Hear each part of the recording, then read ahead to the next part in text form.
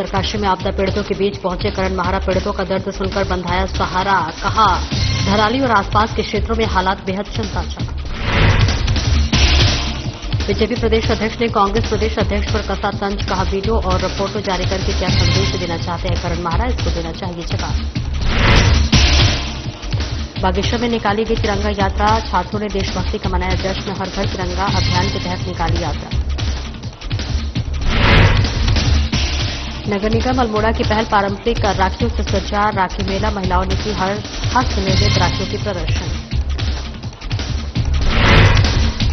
गंगोली हाट में अवैध भांग खेती का पर्दाफाश। थानाध्यक्ष की अगुवाई में हुई कार्रवाई। पुलिस ने ग्रामीणों को किया जागरूक।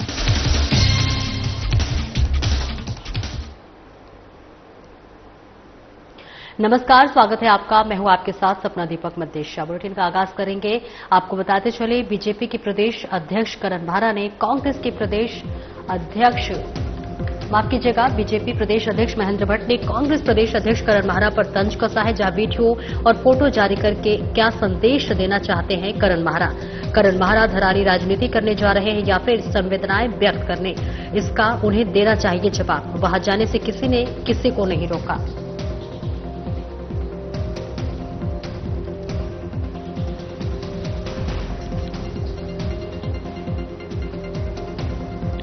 तो बीजेपी प्रदेश अध्यक्ष महेंद्र भट्ट ने कांग्रेस प्रदेश अध्यक्ष करण महारा पर कसा तंज। वीडियो और फोटो जारी करके क्या संदेश देना चाहते हैं करण महारा।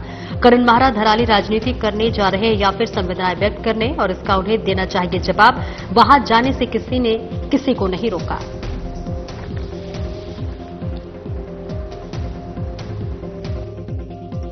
मां गंगा ने किसी को रोका, उसके लिए मैं दोषी नहीं हूँ।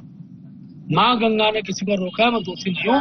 और मां गंगा के जो शहर जाना चाहते हैं सब जा रहे हैं। सारा मीडिया वहां पहुंच रहा है। जाने वालों को कोई नहीं रोकता है। ये तो एक बहानेबाजी है जिसको वो बोल रहे हैं। कहा किसने रोका, मतलब पहुंच गए तो ये गुमराह करने वाला है। तो जो रास्ता खुला वो इसका सब जानते, रोड बंद है, रास्ते बंद है, जो भी जाएगा उसी रास्ते जाएगा, है ना। और वो इस तरीके से फोटो वायरल करके वो क्या संदेश देना चाहते हैं। तो संवेदना व्यक्त करने जा रहे हो, राजनीति करने जा रहे हो, इस पर उनको जवाब देना चाहिए।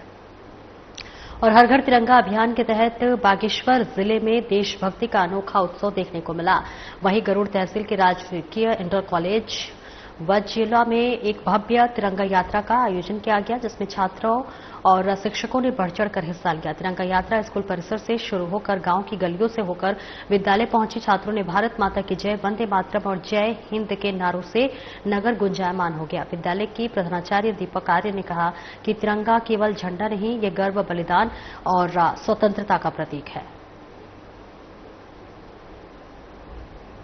में आज रैली निकाली गई, जिससे हमारे देश के जो सैनिक हैं, वीर सपूत हैं, उनको ये यात्रा समर्पित है। क्योंकि एक देश के प्रति समर्पण की भावना और तिरंगे के प्रति समर्पण भावना विद्यालयों में ये चीजें जागृत करना एक महत्वपूर्ण उद्देश्य है और इसी को लेकर आगे चल रहे हैं। और एक संदेश भी है कि भारत के प्रति, तिरंगे के प्रति हर नागरिक का एक समर्पण हो। इसी के माध्यम से हम छात्र छात्राओं तक ये प्रयास कर रहे हैं कि इस तिरंगा यात्रा को अपने आप में समाहित करके एक संदेश दे कि तिरंगे के प्रति समर्पण और विश्वास की भावना। आज हमारे स्कूल में तिरंगा यात्रा निकाली गई, जिसका उद्देश्य सभी को राष्ट्रध्वज के प्रति सम्मान का बढ़ावा देना व सभी को इसके प्रति जागरूक करना है। यह एक राष्ट्रव्यापी कार्यक्रम है जिसे पूरे देश भर में चलाया जा रहा है, जिसका उद्देश्य हमारे उन वीर शहीदों को नमन करना व उनको याद करना है, जिनके कारण आज हम आजादी मना पा रहे हैं। अल्मोड़ा नगर निगम की ओर से रक्षाबंधन के अवसर पर दीनदयाल उपाध्याय शहरी आजीविका मिशन के अंतर्गत गठित स्वयं सहायता समूहों के नगर लिए उनके द्वारा बनाई गई हस्त निर्मित पारंपरिक राखी मेला आयोजित किया गया। इस मौके पर राखी लगाकर प्रदर्शनी में लगाई गई। नगर निगम अल्मोड़ा की सिटी मिशन मैनेजर शांता गुर्रानी ने कहा कि नगर निगम अल्मोड़ा द्वारा गठित स्वयं सहायता समूह की महिलाओं को स्वरोजगारों से जोड़ने के उद्देश्य से राखी मेला आयोजित किया गया।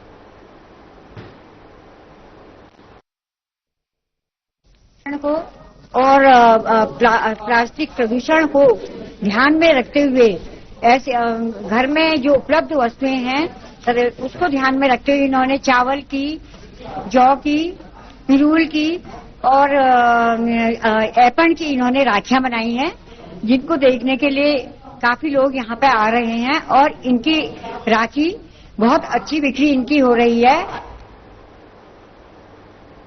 चमोली में रक्षाबंधन पर्व इस बार पर्यावरण सुरक्षा के संदेश के साथ मनाया गया। जिले के विभिन्न विद्यालयों में वृक्षारोपण, राखी मेकिंग और मेहंदी प्रतियोगिता कार्यक्रम का आयोजन किया गया। छात्र छात्राओं ने पेड़ों पर राखी बांधकर प्रकृति से भाईचारे का अनूठा संदेश दिया। इस दौरान सभी ने वृक्षों की रक्षा करने के लिए शपथ भी ली। वहीं एनएसएस की प्रभारी राखी ने कहा कि रक्षा सूत्र कार्यक्रम एक ऐसा कार्यक्रम है जिसमें हर इंसान इतना जागरूक हो जाए कि वो अपनी प्रकृति के संरक्षण और संवर्धन के लिए योगदान दे, आगे आए और दूसरों को भी प्रेरित करे। वहीं बाल भवन विद्यालय में छात्राओं ने राखी मेकिंग और मेहंदी प्रतियोगिता में उत्साह से भाग लिया। ध्येय वाक्य है, मैं नहीं परंतु आप। तो व्यक्ति को सिर्फ अपने लिए न सोचकर सभी के लिए सोचना है। और रक्षा सूत्र कार्यक्रम एक ऐसा कार्यक्रम है जिसमें हर इंसान इतना जागरूक हो जाए कि वो अपनी प्रकृति के संरक्षण के लिए, उसके संवर्धन के लिए अपना योगदान दे, आगे आए और दूसरों को भी प्रेरित करे। और इसी कार्यक्रम के लिए हमारे स्कूल में आज रक्षा सूत्र इतने व्यापक स्तर पर मनाया गया। सभी लोगों ने जो उन्होंने वृक्ष लगाए थे उनको आज रक्षा सूत्र बांधकर ये प्रतिज्ञा की, ये प्रण लिया कि वे उसकी देखभाल करेंगे और उसको जीवित रखेंगे। और वहीं करण महरा आपदा पीड़ित के पास पहुंचे और सभी से दुख दर्द बांटते हुए नजर आए। जहां आपको बताते चले, आपदा पीड़ितों के बीच पहुंचे करण महरा। पीड़ितों का दर्द सुनकर बंधाया सहारा। इसके साथ ही धराली और आसपास के क्षेत्रों में हालत बेहद चिंताजनक है। करण महरा ने कहा, सरकारी आंकड़ों से कहीं ज्यादा नुकसान दिख रहा है जमीन पर। स्थानीय लोगों से की बातचीत, धराली में सिर्फ घर नहीं टूटे, लोगों की उम्मीदें भी टूटी। बच्चों की आंखों में था डर। कांग्रेस प्रदेश अध्यक्ष करण महरा ने प्रदेश सरकार पर किए सवाल खड़े। कब मिलेगी सरकार की मदद? सरकार कहती है मदद पहुंचा रहे, लेकिन धराली के लोग अब भी अकेले। मोबाइल नेटवर्क ठप। निजी नेटवर्क कंपनी के युवा नेटवर्क केबल को ठीक करने में लगे हैं। सरकार अब भी आंखें मूंदे हुए है। आपदा की इस दुख की घड़ी में कांग्रेस पीड़ितों के साथ खड़ी है।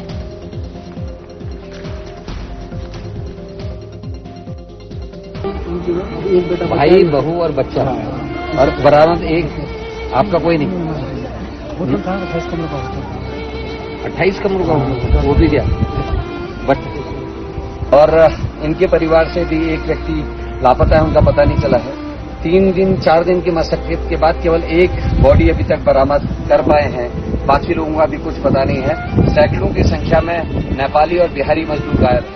आदरणीय राहुल गांधी वेणुगोपाल और आदरणीय हमारे राष्ट्रीय अध्यक्ष खड़गे जी के आह्वान पर मैं यहाँ स्थल पर पहुंचा हूँ। आज हम सुबह लिंचोली घाट से पैदल चले हैं। करीब लगभग 30 किलोमीटर पैदल चल के मैं यहाँ तक पहुंचा हूँ। कनेक्टिविटी वो फोन की कनेक्टिविटी तो आपकी सुबह तक खराब हो जाएगी। लाइट का क्योंकि पोल्स बहुत ज्यादा डैमेज है। ये बताया गया कि भाई कनेक्टिविटी आएगी, लोगों को परेशान होना है, वैसे भी परेशान है। मैंने दादा पवार साहब, मैंने एक बात कही थी। मैंने कहा कि जब मेरा जैसा अनट्रेंड आदमी लिंचोली घाट से यहाँ पैदल आ सकता है, सुबह 6 बजे चलो मैं अभी पहुँच गया, तो जो ट्रेंड ऑफिसर्स हैं वो भी तो आ सकते हैं। जो इन्होंने आज 8 तारीख होगी भाई साहब, मतलब मैं किसी की बुराई के लिए नहीं कर रहा हूँ, लेकिन इच्छा से क्यों, अगर इन्होंने वो रास्ता लिंचोली वाला थोड़ा नीचे गार्डर डाल दिए होते भाई साहब, तो जो आपके लोग उत्तरकाशी में हैं जो यहाँ आना चाहते हैं आप लोगों की मदद करने, वो लोग पहुंच जाते हैं, लेकिन वो होने नहीं दे रहे हैं। जब मुझे 2 दिन रोका, वेणुगोपाल और खड़गे जी के निर्देश पर आज धराली गाँव पहुंचा हूँ। सुबह हम लिंची घाट से पैदल निकले हैं रस्सियों के सहारे और पैदल यहाँ तक पहुंचे। जस्ट उद्देश्य ये था कि आने वाले गांव के रास्तों में जो लोग परेशान उनको दवाइयां इत्यादि पहुंचाना वो हमने की हैं। उत्तरकाशी में हमने लोगों के रहने और खाने पीने का इंतजाम किया है।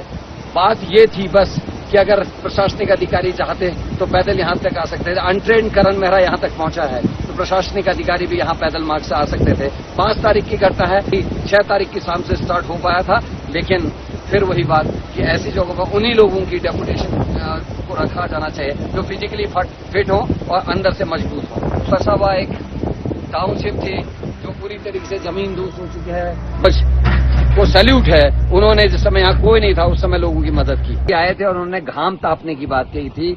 इस बार अपने हर वादे से मुकरने की वजह से मोदी जी के इस गांव ने पंचायत चुनाव का पूरी तरीके से बहिष्कार किया है और आज मुखवा गांव की स्थिति है ये और भांग की अवैध खेती के खिलाफ थाना गंगोली हाट पुलिस ने कार्रवाई की है। आपको बता दें, गंगोली हाट क्षेत्रांतर्गत ग्राम रावल गांव में लगभग 10 नाली भूमि में की जा रही अवैध भांग की खेती को थानाध्यक्ष गंगोली हाट हीरा सिंह डांगी के नेतृत्व में पुलिस टीम, राजस्व उपनिरीक्षक हेमंत कुमार, राजस्व टीम और ग्राम प्रहरी के सहयोग से मौके पर पहुंचकर नष्ट किया गया। इस दौरान थानाध्यक्ष हीरा सिंह डांगी ने ग्रामीणों को नशे के दुष्परिणाम के बारे में जागरूक किया।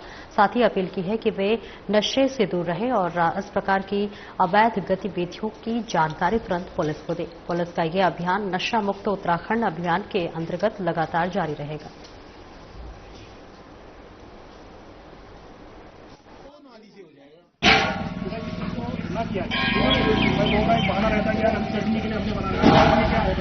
दूसरी किसी लकड़ी खाने को जरूरी होगा बांध नहीं करना, फायदा कम नुकसान ज्यादा हो रहे हैं। घर बर्बाद करके अपना घर बना रहा है, ठीक है ना।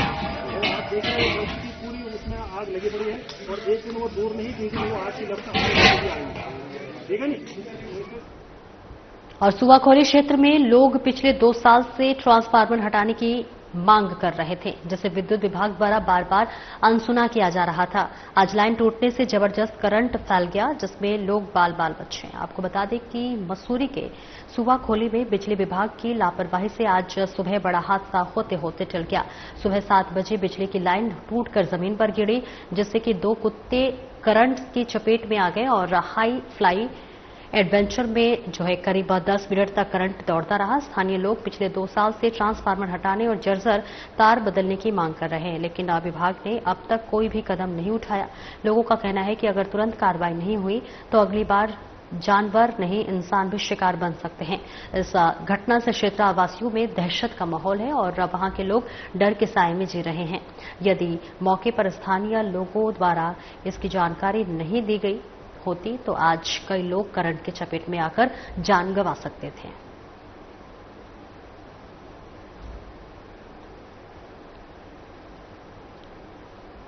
आगे बढ़ेंगे। जनपद रुद्रप्रयाग के एसपी अध्यक्ष प्रहलाद कोंटे ने अधीनस्थ अधिकारियों को जल्द से जल्द लंबित विवेचना निपटाने और साइबर ठगी के मामलों में कड़ा एक्शन लेने के निर्देश दिए हैं। निर्देशों का पालन नहीं होने पर कड़ी विभागीय कार्रवाई करने की चेतावनी दी है। आपको बता दें कि आज जनपद मुख्यालय में एसपी अक्षय प्रहलाद कोंटे ने पूरे जनपद में अधिकारियों के साथ मासिक अपराध की बैठक की है, जिसमें एसपी ने बीते महीने हुए क्राइम का फीडबैक लिया। फीडबैक लेने के बाद जो कमियां दिखाई दी उनको सुधारने के निर्देश अधिकारियों को दिए। एसपी ने बताया कि अधीनस्थ पुलिस अधिकारियों को नशे के कारोबार पर पूर्ण रोक लगाने के निर्देश दिए गए हैं। सड़क दुर्घटनाओं में कमी लाने के लिए भी जन जागरूकता फैलाने के लिए कहा गया है। लंबित विवेचना की वजह से परेशान हो रहे पीड़ितों की मदद को विवेचना जल्द पूरी करने के लिए भी निर्देश दिए गए और इसके अलावा भारी बारिश की वजह से बार बार बंद हो रही है रास्तों की जानकारी भी सोशल मीडिया के माध्यम से सार्वजनिक करने के लिए निर्देशित किया गया है। निर्देशों का यदि अधीनस्थ पुलिस अधिकारी पालन नहीं करेंगे तो उनके खिलाफ विभागीय कार्रवाई की जाएगी।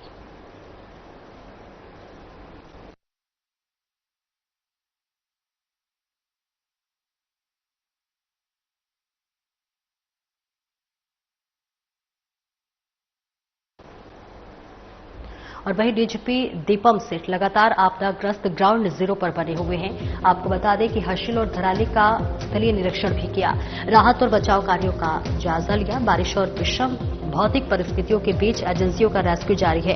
पूरी रात बैली ब्रिज बनाने के काम में जुटे रहे जवान, लगभग 1000 लोगों को रेस्क्यू कर निकाला गया है सुरक्षित। क्षतिग्रस्त मार्गों को खोलने का काम जारी है। आपदा प्रभावित लोगों से मुलाकात कर जाना उनका हालचाल। घटना के संबंध में विभिन्न तथ्यों पर की चर्चा। पुलिस, एसडीआरएफ, फायर और सभी एजेंसियों को बचाव कार्य तेजी लाने के लिए भी दिए निर्देश। इस बीच पुलिस अधिकारियों के साथ रेस्क्यू कार्यों की भी समीक्षा की। लापता लोगों को जल्द से जल्द तलाश करना हमारी प्राथमिकता, डीजीपी ने कहा। 24 घंटे चल रहा राहत और बचाव कार्य। बिजली, पानी और संचार नेटवर्क बहाल। इस बीच आपको बता दें कि भटवाड़ी और गंग नानी मार्ग जल्द होगा सुचारू।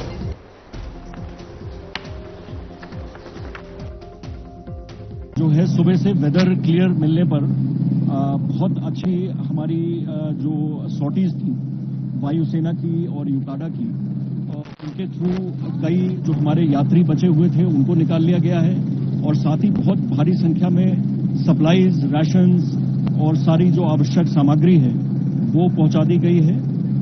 हमारे 125 केवी के जो जेनसेट्स हैं वो पहुंच गए हैं चिनूक के द्वारा, और हर्सिल और धराली पर जो रेस्क्यू एफर्ट्स हैं उन्होंने भी काफी तेजी पकड़ ली है।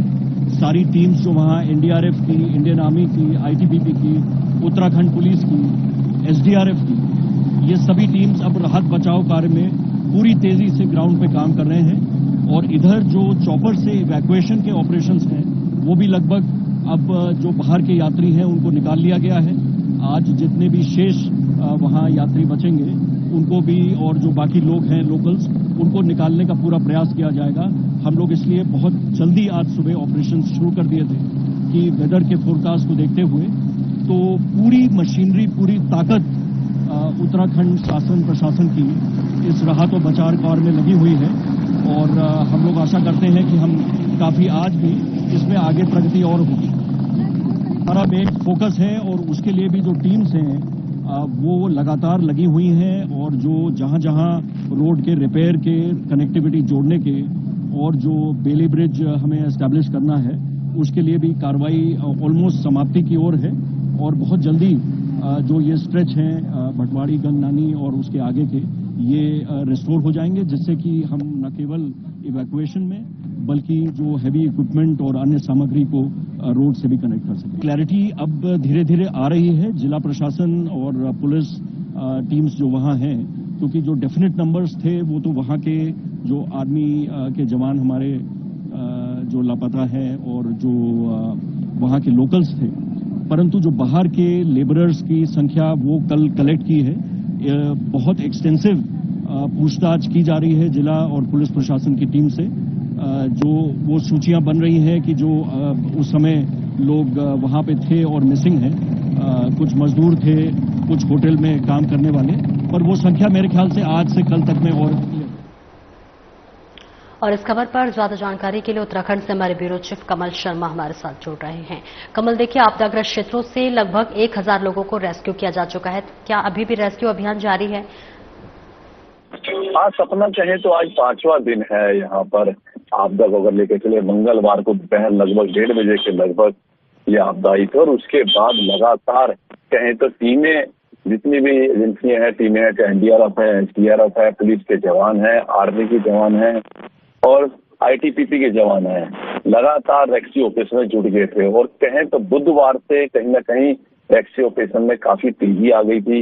गंगोत्री धाम बिल्कुल पास में पड़ता है, वहां जो श्रद्धालु थे और अन्य जो श्रद्धालु थे, उसके अलावा जो लोकल है, लोग कुछ फंसे हुए थे, उनको फिर जब मौसम जैसे ही खुला हुआ हेलीकॉप्टर्स के द्वारा निकालना शुरू कर दिया था, क्योंकि जो रोड थी, सड़क मार्ग था, वो कहीं ना कहीं अवरुद्ध हो रखा है। और सबसे बड़ी बात है, एक पुलिया जो पुल है वो पूरी तरह से पानी में बह गया था, जिसके कारण पूरा जो सड़क मार्ग है वो बाधित हो गया था। और अब कहें तो कल से लगभग कहें तो पुल बनाने की भी स्पीड पकड़ लिया और जल्दी से जल्दी इस पुल को भी बनाया जा रहा है।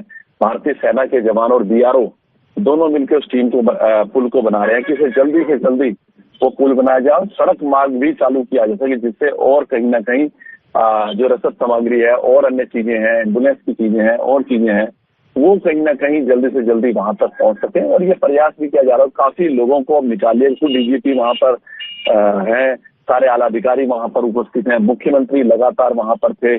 कल ही शाम वो खटीमा को वहां से रवाना हुए। तो लगातार अपडेट किया जा रहा है और मुझे लगता है कि बहुत जल्दी रेस्क्यू ऑपरेशन खत्म कर दिया जाएगा। और सबसे बड़ी बात यह है कि अब सबसे बड़ी ये चुनौती है, जो मिसिंग है, जो मिस हो गए हैं लोग, जो लापता हैं, उनको ढूंढने की है। और ये बहुत बड़ी चुनौती है, क्योंकि इतना अधिक मलबा आ चुका है, वहां पर लोग दब चुके हैं। अब डॉग स्क्वाड की भी यहाँ पर कहें तो दिन से वो भी पुलिस के जवान डॉग स्क्वाड को ले घूम रहे हैं कि कहीं ना कहीं उनकी गन से पता चले कि कहाँ लोग दबे हुए हैं, ताकि वहां से उनका जाए। अब वहां पर काफी सारी टीमें जब हेलीकॉप्टर से पहुंच गई हैं, रोड कुछ पैदल मार्ग से 32 किलोमीटर लोग पैदल मार्ग से भी वहां पहुंच चुके हैं।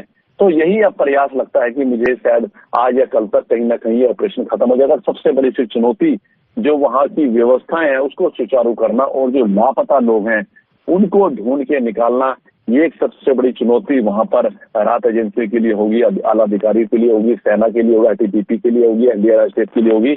अब यही देखना है, क्योंकि अभी तो पता ही नहीं चल पा रहा कितने लोग हैं, कितने मजदूर हैं, कितने श्रद्धालु हैं, क्योंकि काफी होटल्स वहां के हैं, काफी घर के हैं, पूरी तरह डैमेज हो चुके हैं और कई फुटों लगभग 40 से 50 फुट वहां मलबा भर चुका है।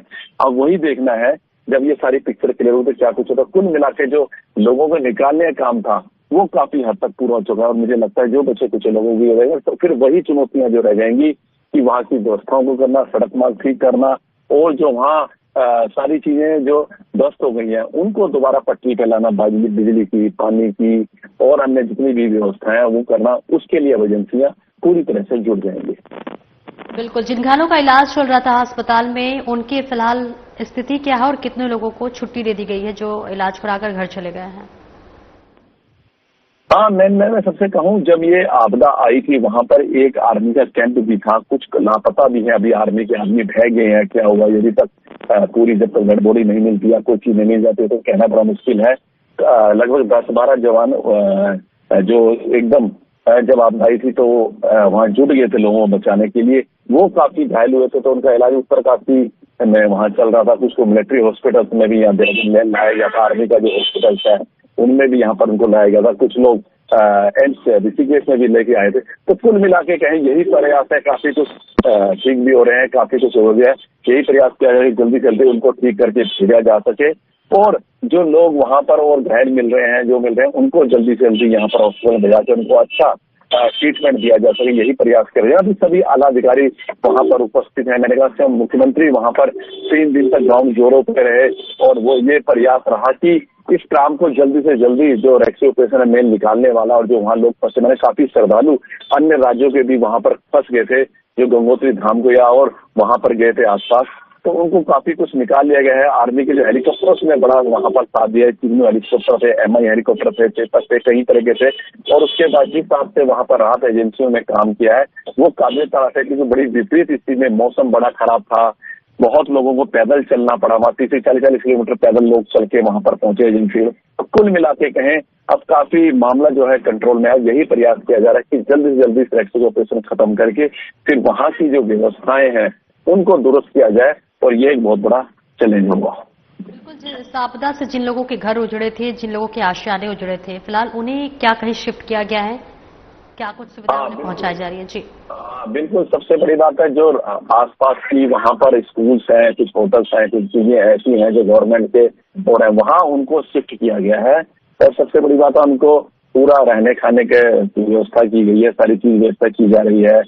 मतलब हर ये सरकार तो कर रही है और भी वहाँ के जो लोग हैं कुछ ऐसे वो भी काफी लोग आ रहे हैं जो घायल लोग हैं तो उनको सुविधा, खाने पीने की सुविधा उपलब्ध करा रहे हैं और भी करा रहे हैं। मतलब जिससे जो हो सकता है वो राहतों के लिए वहाँ पर जुटे पड़े हैं और यही मैंने कहा ना, सबसे बड़ी बात है कि जो आसपास के क्षेत्र थे वहाँ पर चाहे अपने होटल्स हैं, चाहे कुल मिला के धर्मशाला है, स्कूल्स हैं, वहाँ राहत शिविर बनाए गए हैं और उन लोगों को वहाँ पर रखा गया है और सबसे बड़ी बात है कि वहाँ पर उनकी सब व्यवस्था की जा रही है। पर मैंने कहा जब तक स्थिति सामान्य नहीं हो जाती, क्योंकि जो लोगों घर उजड़ गए हैं, जो लोगों होटल्स तो वहाँ खराब हो गए, जो व्यवसाय पूरा ठप हो गया है, उसको कहीं ना कहीं दोबारा से पटरी पे लाने में समय जरूर लगेगा।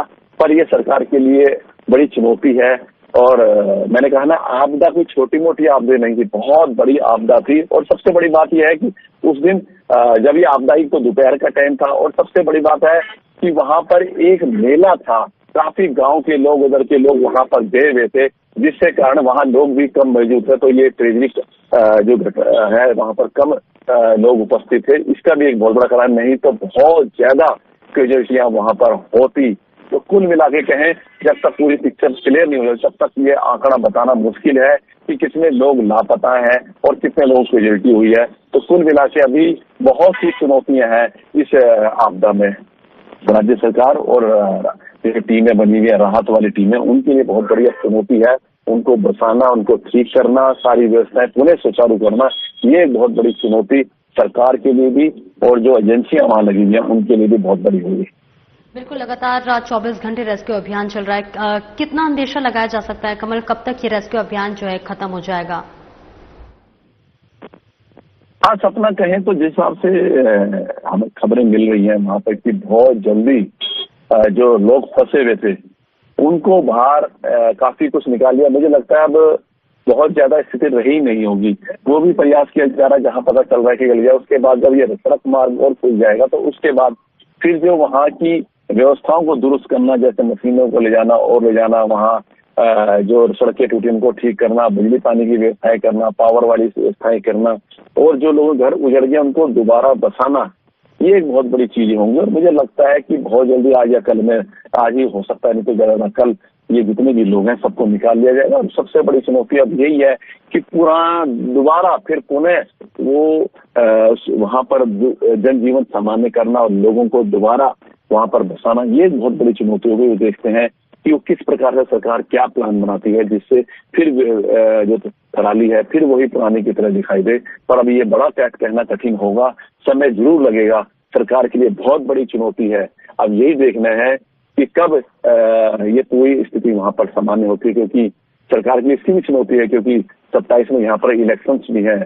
और मैंने कहा ना, विपक्ष भी लगातार वहां पर पहुंच रहा है, कांग्रेस के प्रदेश करण मेहरा भी वहां पर बहुत, कहते हैं, लंबी यात्रा, कठिन परिस्थितियों में वहां पर पहुंचे हैं, वो भी वहां की स्थितियां बार बार बता रहे हैं। तो कुल मिला के अब सबसे बड़ी बात है वहां को लोग बसाना, वो सबसे बड़ी राज्य सरकार के लिए अब चुनौती है। आप नजर बनाए रखे कमल, बहुत बहुत शुक्रिया इस महत्वपूर्ण जानकारी के लिए। फिलहाल इस बुलेटिन में इतना ही, नमस्कार।